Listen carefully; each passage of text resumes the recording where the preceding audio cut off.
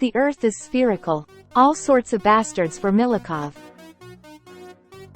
You shoot, my rifle, sing, machine gun. You fly, fly, flyer. Whoever reads it will understand why we are waging war, why we are fighting bourgeois. It is also unknown who will beat whom. Your flying carpet or our proletariat, airlines. The era of Soviet rule is often referred to as a monstrous experiment in Russian history. Revolutionary terror and the establishment of concentration camps are frequently cited as evidence. However, there is another crime against humanity that receives little attention in Russia today: the psychological manipulation of children by the Bolsheviks. Immediately after the October Revolution, the new government began disseminating new ideologies through films, posters, and songs, using literature as a tool to shape the minds of children. I have studied over 200 children's books published in the Soviet Union between 1918 and 1938. These books, written by compliant authors, aim to instill beliefs in loyalty to the party, advocating for the killing of enemies, encouraging children to inform on their parents, and even promoting cruelty towards animals. If you believe that the influence of the government on children's minds ended with the dissolution of the Communist Party, I regret to inform you that many Bolshevik methods still persist in modern-day Russia. It is crucial to understand the history of Russia, and I invite you to subscribe to my channel where I discuss various aspects of war and peace. For each video, the first pinned comment contains a list of sources used. Thank you for watching.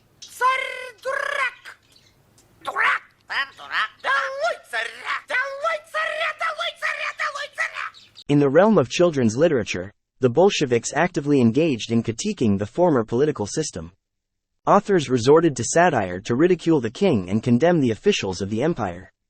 The young readers were consistently reminded of the injustices prevalent in pre-revolutionary Russia and the authorities' cruelty towards revolutionaries. There were people who wanted to help the peasants and workers. They thought, we must kill the Tsar. The Tsar is in favor of the landlords and manufacturers. If we kill the Tsar, the peasants and workers will live better. And so they conspired, followed when the king was driving, and killed him with a bomb. The Bolsheviks ushered in a new aesthetic that permeated the masses, leading to a deliberate battle against traditional fairy tales in children's literature during the 1920s. Ah, citizen fairy. Moscow does not need you. Your present is outdated. Today there is a new thing. Give me the radio. This concerted effort to completely disregard the pre-revolutionary history of Russia instilled a culture of unquestioning obedience. According to the party's agenda, everything had to be unequivocal for children. Tsarist power was portrayed as inherently bad, while Soviet power was depicted as inherently good.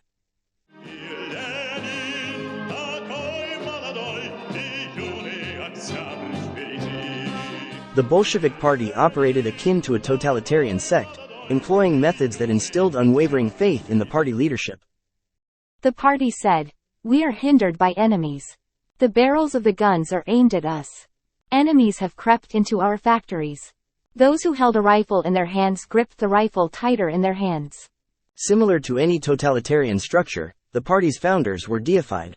Lenin was portrayed in books as an incredibly human figure, while Stalin's image was elevated to that of a demigod, an almost superhuman entity who possessed unparalleled insight into the complexities of governing a vast nation. He was depicted as someone who held the future in his grasp and tirelessly worked for the happiness of every Soviet citizen. Stalin, a great man, a genius, cherishes the lives of all people who work honestly. Stalin loves pilots, takes care of them, so he makes sure that the planes are good and not life-threatening. Interestingly, children's literature of the 1920s featured political figures who were later declared enemies of the people by the Soviet government. He makes friends with the ruble and with every penny, so that your pocket tinkles with silver.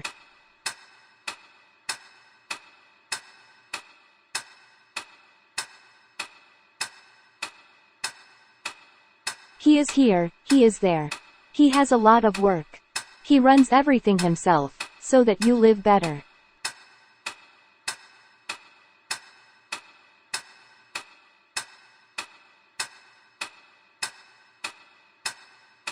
He walks with the thought alone, about your native land. So that she gives you a piece of bread every day.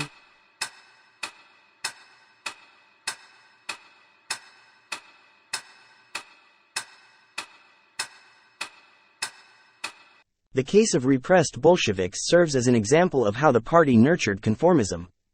Imagine being a teenager enthralled by tales of Trotsky's heroic deeds, only to witness, a decade later, the mass condemnation of individuals implicated in fabricated Trotsky-Zinoviev conspiracies.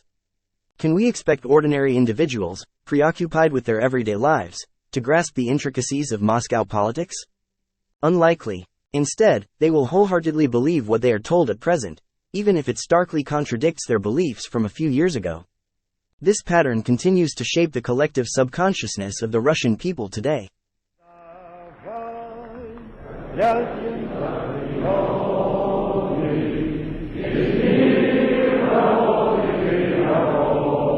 The Bolsheviks' focus on indoctrinating children was not solely driven by fear of counter-revolution.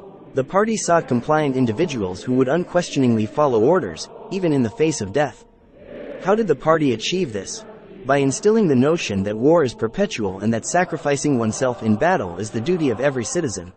Cavalrymen rushed over the corpses of people, along the dug trenches under the fortress of Perekop. Shells burst, an armored train fired. We jumped waist-deep in cold water. We have captured the fortress. It is relatively simple to mold impressionable young minds for war. Creating an image of a besieged fortress surrounded by enemies on all sides accomplishes the task. This method continues to be exploited by those in power today. The city of Rome stands on the Tiber River. The Romanians are thinking what to snatch. Comparing modern propaganda with that of the Bolshevik era reveals the extent of the country's degradation, even in these seemingly straightforward aspects.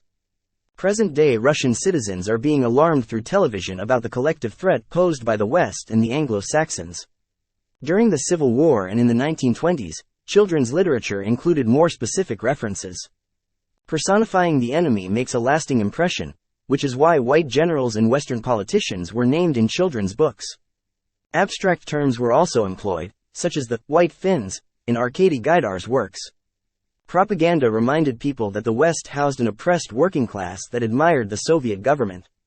The proletariat and those with progressive views not only desired to live as the Soviet people did, but were also willing to relocate in the USSR.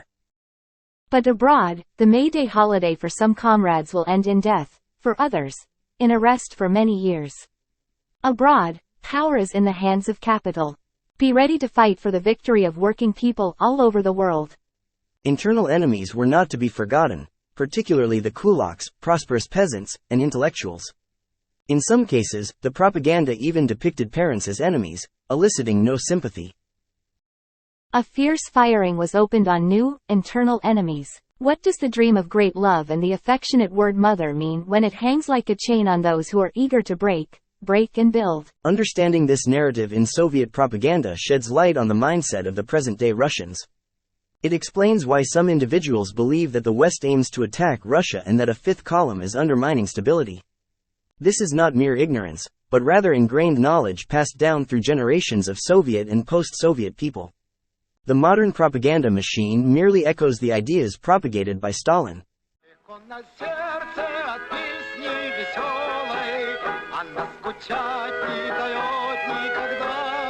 Totalitarian propaganda always has specific motives behind it. The government aims to fulfill economic objectives, and to achieve this, it requires a compliant workforce. It is therefore unsurprising that a significant portion of the books I analyzed, over half of them, focus on work in factories, construction sites, and collective farms. During the era of industrialization, the Bolsheviks did not prioritize the role of intellectual workers. An illiterate American is much more cultured, more dexterous than our highly educated intellectual.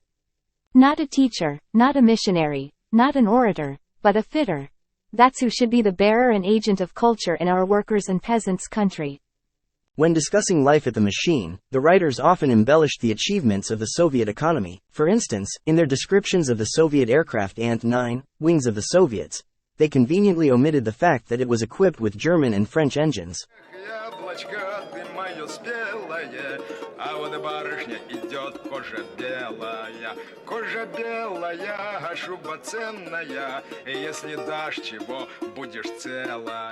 Some narratives in children's literature of the time seem to have aimed at cultivating a disturbing mentality in young readers. Take, for instance, the poet Sergei Mikhalkov, known as the author of the Soviet anthem containing the line, We were raised by Stalin to be loyal to the people. Mikhalkov also wrote numerous books for children, and in one of his stories, a foolish hare attempts to drown a duck but fails. You might assume that this is merely an unfortunate artistic device, but in the children's literature of the Stalin era, instances of bullying, both towards people and animals, were frequently depicted. While one guy was preparing bast fiber, the others were sitting on top of Vovka. Hush, don't kick, you'll get worse. They poked his face into the green fragrant grass. They spat on his neck. Here you are, they say, do not kick. Bast fiber is ready. They twisted his arms separately, and his legs separately. They tied him to a thin birch. They secured him from all sides and fled. In a poem about an indifferent student, the author explicitly presents two options for the protagonist in a difficult situation: suicide or reading books. However, the books themselves refuse to be read by the character, abruptly ending the story at that point.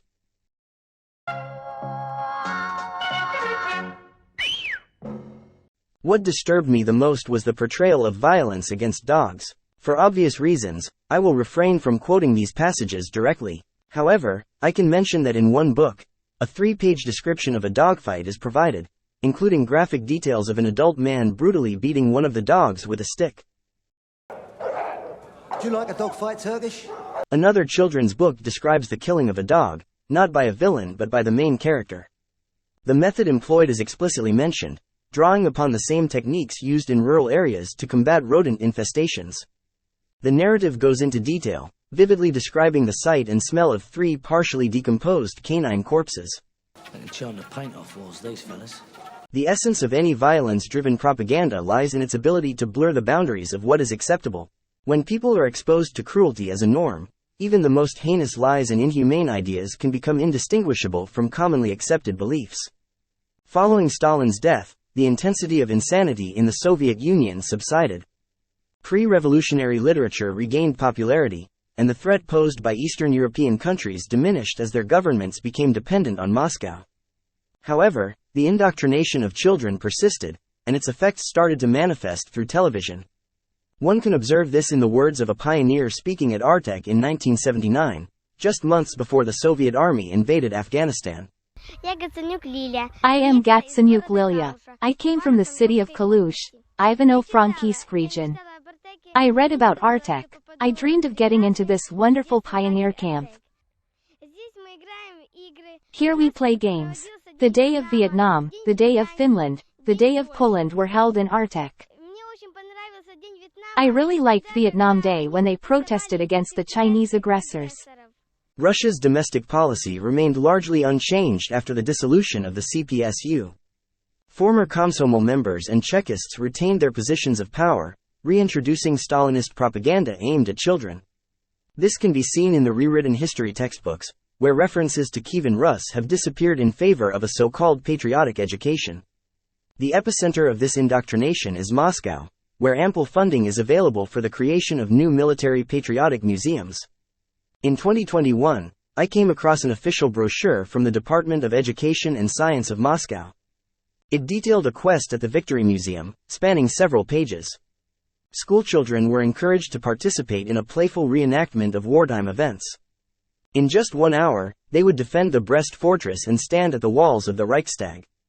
What responsible parent would willingly expose their child to the harsh realities of military disasters in a playful manner? However, since this is state propaganda, parental opinions hold no importance. In an ideal world, such quests would highlight the value of human life and promote the importance of peace. But in the realm of Russian propaganda, patriotic quests with songs and dances become mere spectacles, leaving the audience with an empty impression. I liked helping people. Help, participate in this. It's interactive. I liked the exhibition about Berlin more, because the tank is shown there. I like tanks. Everything in the exhibition is realistic. By examining children's literature from a century ago, you can grasp the effectiveness of modern Russian propaganda. The notions of a besieged fortress and the glorification of sacrifices in war have deeply ingrained in the collective subconscious. The authorities skillfully exploit these narratives to further their economic and military objectives.